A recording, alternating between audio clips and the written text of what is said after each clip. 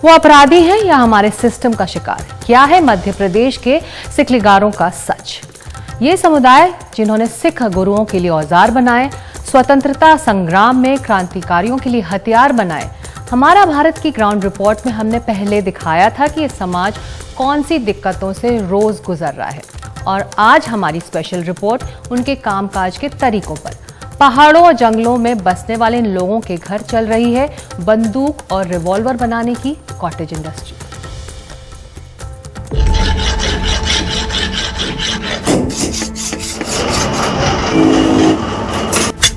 अभी इसमें खटका नहीं है, इसको भट्टी में झालन लगा लेंगे। इनका नाप वगैरह सेम रखते हैं, बड़ा छोटा भी हो जाता है, सेम भी हो जाता है।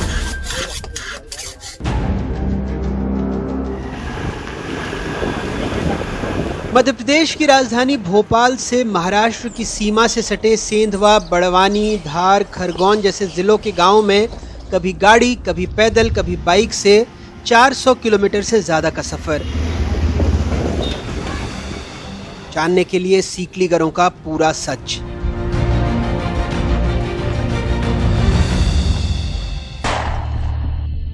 महाराष्ट्र से लगे मालवा निमाड़ के 4 जिलों खरगोन, धार, बड़वानी, बुरहानपुर में लगभग 20 से 25 हजार सीकलीगर रहते हैं। उनके कई गांवों में अवैध हथियार कुटीर उद्योग की तरह बनते हैं। इस इलाके में हम पहुंचे दूसरे गांव में। वहां भी घर में भट्टी सुलगाकर देसी कट्टा बनाया जा रहा था। कच्चा माल तैयार होता है। साइकिल के पुराने फ्रेम, ट्रक की कमानियों और पट्टे कबाड़, लोहे को गलाकर आकार दिया जाता है। 2 इंच से लेकर 5 इंच तक की आरियों से इन्हें तराशा जाता है। कनाज से घिसकर चमकाया जाता है। पट्टे को पीटकर बंदूक का हत्था बनता है। पाइप से बंदूक की नाल, ऐसे घिसा जाती है। कुछ देसी मेड, कुछ made in USA type, tagging से विदेशी। ये आधा होगा है। कैसे इसको खोलेगा? यहाँ तो खुलेगा, ऐसे यहाँ से खुलेगा। और लोड कहाँ से होगी? लोड अभी इसमें खटका नहीं है, खटका नहीं लगा, काम बाकी है। इस कुटीर उद्योग पर कार्रवाई भी लगातार होती रहती है।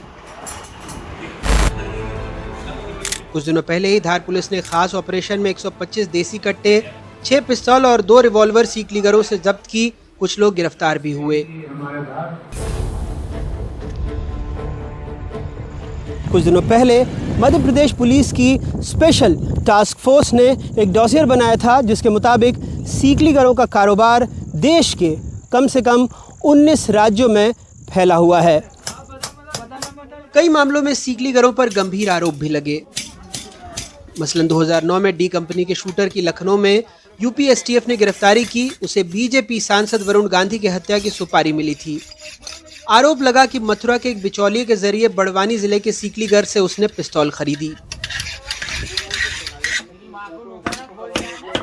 उसी साल सिमी पर बुरहानपुर में एटीएस कांस्टेबल सीताराम यादव की हत्या का आरोप लगा। आरोप था वो पिस्तौल भी सीकलीगरों ने बनाई।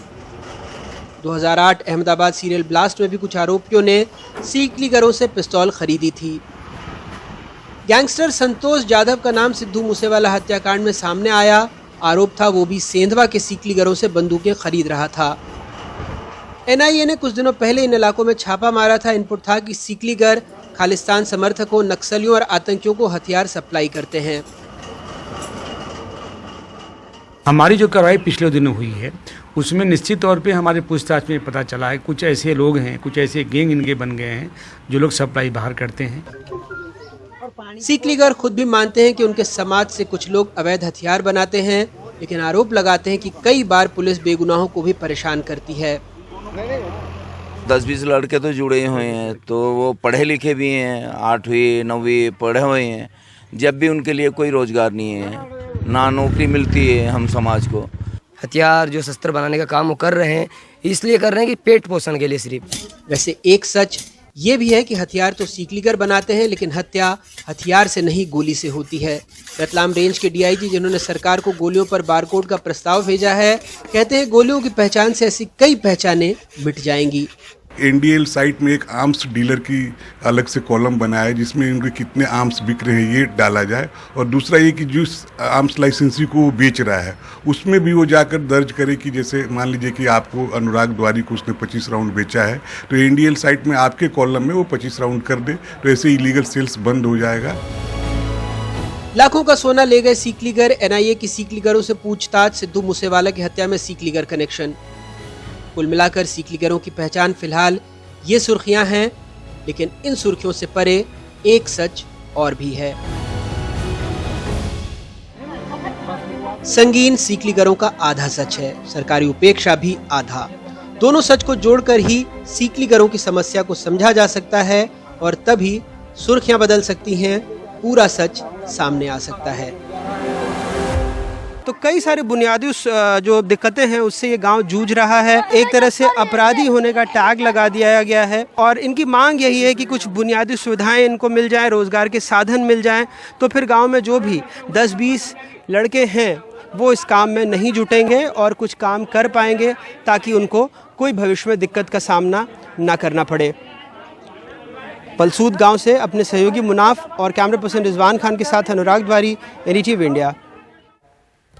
और सीकलीगर समुदाय तक शिक्षा, बुनियादी सुविधाएं, सरकारी योजनाएं, विकास नहीं पहुंच पा रही।